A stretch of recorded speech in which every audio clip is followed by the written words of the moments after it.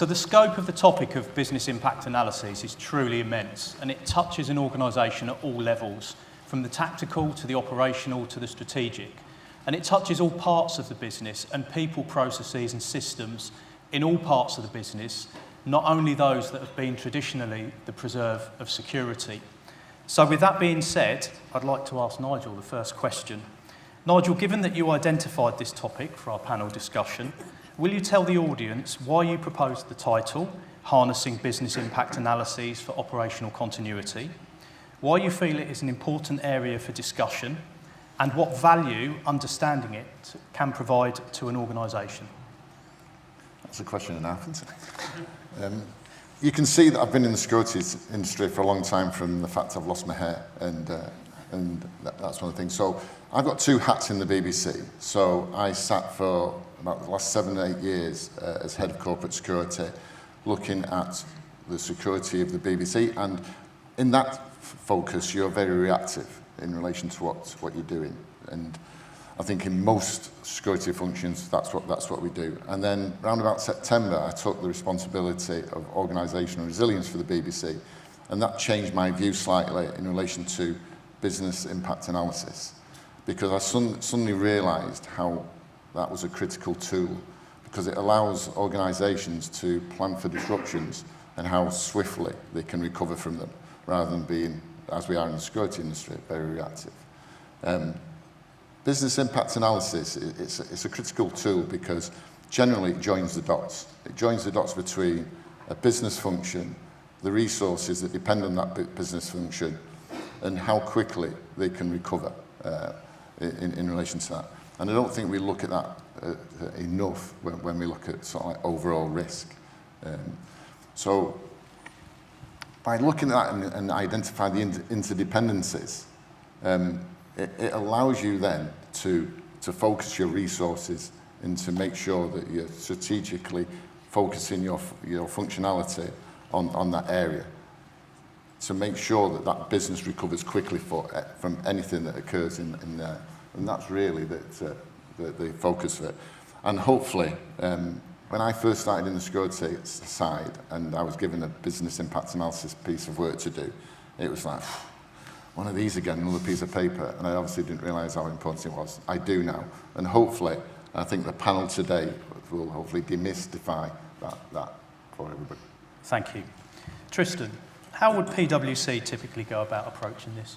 Yeah, I think your point about, oh no, not another one of these, is really important, because I think when people are thinking about operational resilience, business continuity, crisis management, often the really sexy things, doing exercises, scenario planning, kind of getting into, okay, what could go wrong, how could we solve it, how could we respond, always gets the first pick. But actually, business impact analysis is a really, really crucial task that organizations need to carry out. And it's really about understanding the business. So actually, what matters to us as a business? How could events in the wider world, sort of locally as well, actually impact our delivery of those things that really matter? And how those are mapped out, what goes into it? So processes, people, assets, tech, third parties. It's really, really crucial to get that right and to do it properly and to make sure that it's updated to reflect the business as it changes. I think a really big pivot that we've seen in the past few years, and this has probably been driven largely by regulation within the financial sector, but that we're seeing a lot of the good practice start to go outside of financial services as well, is BIAs have often focused very internally on a business. And so I prefer using the term outputs, because I feel like we hear a lot about sort of functions and services and all of this, and I think it can get very confusing. So I think we're seeing now a focus as well on those external outputs. Actually, what really matters for your stakeholders externally as an organisation, what are those, how do those work? But also not forgetting the internal outputs, which you might then sort of forget along the way if you're too externally focused. So I think payroll is a key example. So making sure that you've captured those two aspects of it and mapping those out. Thank you. Riyaz, is there anything different in how the British Library would go about this? And do you have any examples that you can share with our audience? Yes, I think, I don't know how many of you have been to library or have looked at us, but we are the National Library, so it's not just library, we do tens of different outputs. We have commercial activities as well, though they're very small, but they have huge impact basically on safeguarding the national treasures, mainly focusing on digitization, where the IT comes and plays a big role. Tens of different departments, so that makes the structure very complex. So then BIA really enables us to understand which are the critical departments. Their outputs are critical not just for the organization, but the users as well. And by doing an effective business impact analysis, we can then identify those critical areas and put more focus around those activities, those departments. So for example, when I took the role about 3 years ago, we dived into BIA and we identified 13 departments which were business critical for us. So then more energy, more focus was given to them. And then within few months, we had the industry elections, which came handy because we were prepared for that kind of actions. They were low level impact, but lack of manpower on the ground, lack of skill sets on the ground enabled us to then bring those sources from outside to support, because we had done an effective BIA of those departments. A few months later, I'm sure some of you guys remember the cyber attack that we had back in end of 2023. We're still recovering from it after nearly 2 years. But then another example of that was that immediately we had those effective BIAs, we had the crisis response plans based on what we learned from those BIAs, which made that we kept the doors open, not for 1 minute we had to close our doors. And yes, there were other outputs which were affected, which are still affected, but having that be effective BIA done enabled us.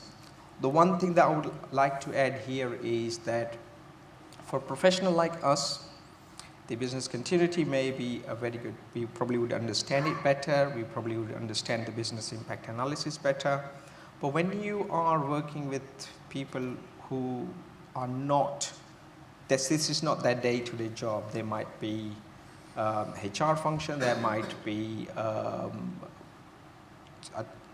front of house, finance, different, especially in my world where we're dealing with the national collections, conservations, exhibitions. They are not expert in BIA. They do not understand their activities' impact on the business. So sometimes we need to go to them and make them understand if they do not understand what impact their output is going to have, or lack of it is going to have on the business. So one of the things that I would like to really emphasize is that if you are doing it at BIA, find a champion in that department, teach them how to do it, and help them to make an effective BIA. Thank you. Nigel, how do BIAs reveal the linkages and interdependencies that might not otherwise be obvious when thinking about mitigating a business interruption? How can they be used to raise awareness and break down silos to collective effort within an organisation? I think with the interdependencies, it's quite an interesting thing when what the business think is a critical function to what actually practitioners think is a critical function. So when you send out the BIAs, lots of the BIAs will come back saying this is critical, this is a critical function to us, and we need this recovered in a certain time. When actually the business looks at it, that isn't the picture that you get, and certainly that's an important piece. It's identifying what interdependencies are important to the business more than what people think it is. But what insecurity, I think we become very siloed, and it's like, I hear a lot of times we don't get that seat at the top table. I think with BIAs, it gives you that's like opportunity, because you have to link in with all the other stakeholders. And it's important that you do link in with those stakeholders because of the interdependencies. So all the stakeholders have a part in it, everybody's engaged in it, and that's the important part of it. That's the main thing. Really. Yeah. Tristan and David, don't worry, I haven't forgotten you. BIAs can create large volumes of data. How do you ensure they're utilised in a way that sharpens focus, reduces noise, and provides actionable intelligence on the areas that matter to the business, rather than where people might otherwise perceive attention is required? Yeah, it's a really good question. And I think this is one of the reasons why people don't want to touch them, is because it is a lot of work a lot of the time. And particularly if you're still kind of working from the spreadsheets and you've got sort of volumes and volumes of data that you've got to get through, and collecting it and then interpreting it and then turning it into something that actually makes sense that can be used by the business is a really big ask, and also runs the risk of losing buy-in, because, to your point, Nigel, it is about going around different parts of the business and collecting that data, collecting the information that you need, bringing them on side, because at the end of the day, as practitioners in this, in an organisation, you might sort of own it from a subject matter expertise perspective, but you are not the owner of continuity in the business. That is for all those different sort of service owners to have. They need to be brought along on that journey. And so if you're asking way too much of them from the outset, it's quite easy to lose their attention and their buy-in. So I think, kind of going back to the point I was making earlier, which is you really need to focus in on the things that matter to the business. So identifying what those really critical outputs are, both externally and internally, and really focusing your full business impact analysis on those particular outputs. I think about when I was sort of first starting out doing this years ago, and sitting with an organisation, a huge pharmaceutical organisation, obviously very complicated and a lot of moving parts, and we were trying to figure out everything. It's like, okay, so that has a maximum tolerable sort of period of outage for a couple of months. Okay, well, let's map that out. Why? You don't need to. You really need to focus your effort on the things that really, really matter, and start to narrow that data down, that data collection, so that it's less work and really focuses on what really, really matters. Now, you might still need to do identification within the BIA process to find out what doesn't really matter that much, so that you then have a supporting argument to say, well, we've discounted these because actually we're okay, and we don't need to make everything resilient to disruption, but this is why we've done that, because these have huge run-on times that don't really count.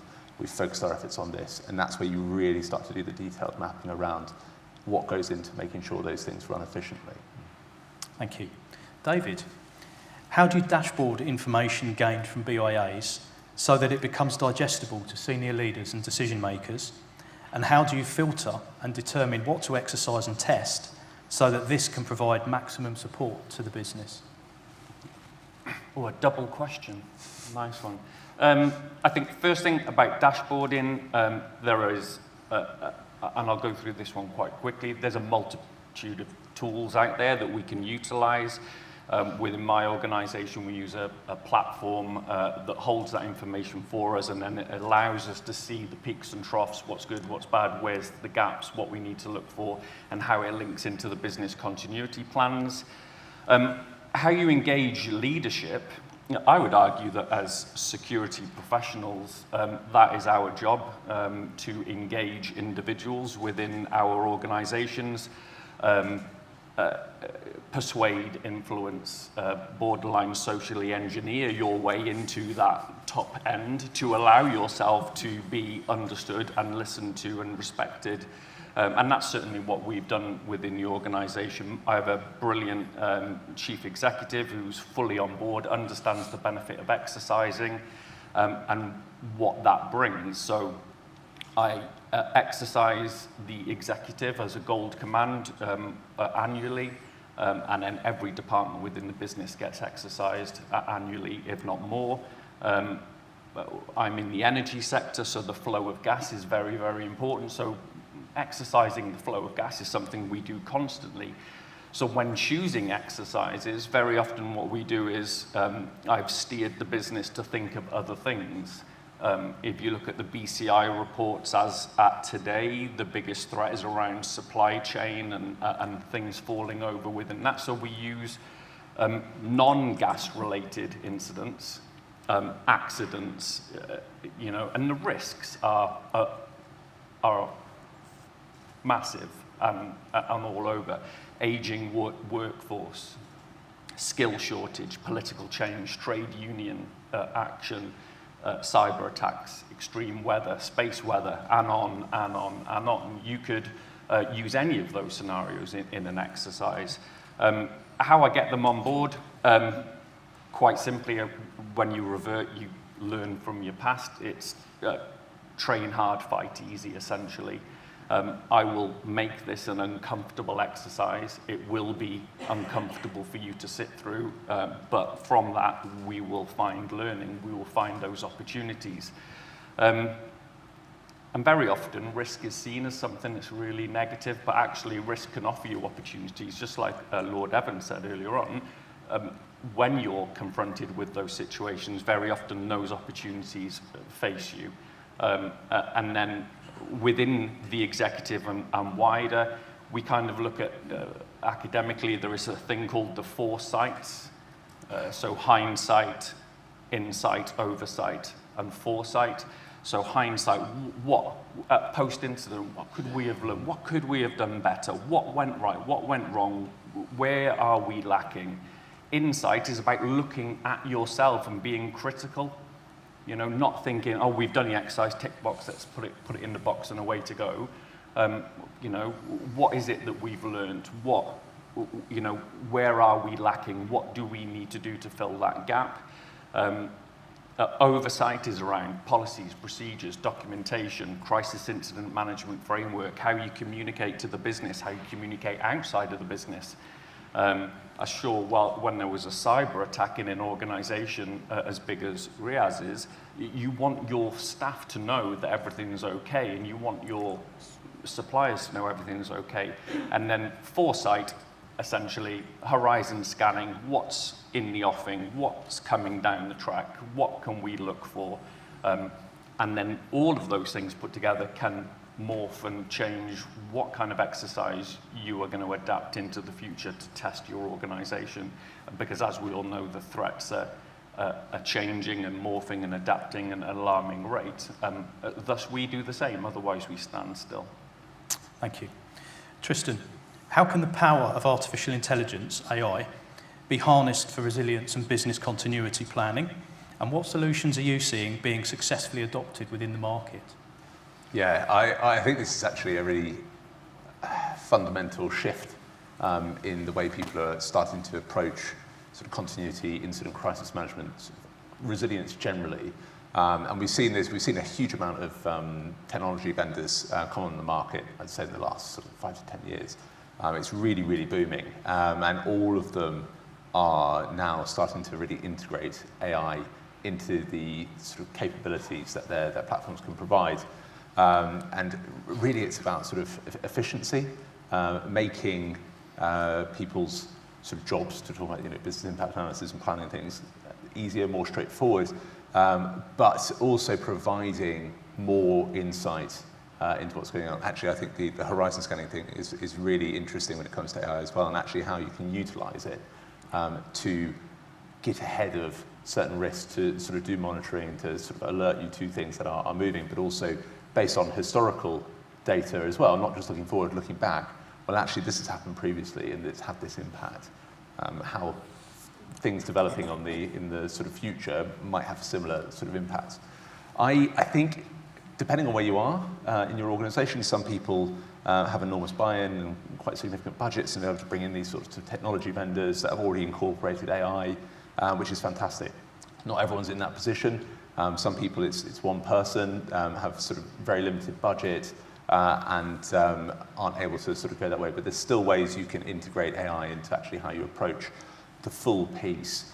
And actually, it's useful if you are a one-man band trying to run this for an entire organisation in terms of making your time and resource much more efficient.